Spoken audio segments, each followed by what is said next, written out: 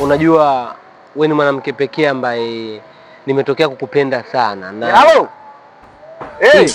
Na ninatamani siku moja mimi na wewe tufike mbali. Nisikilize nikwambie. Watu hawafiki mbali kwa namna hiyo. Mnafikaje mbali hivyo? Mbali vichakani, kwenye mameza ya mafundi. Tafuta sehemu nzuri mkae muongee.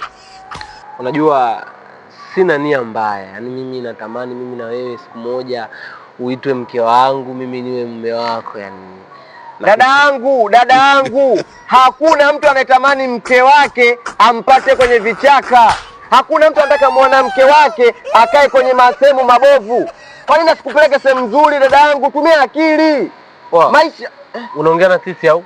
Samahani ndugu yangu, naongea na simu hapa. Mdogo wangu kuna mtu anamtongoza anamdanganya, ndio naona kama hapo sawa.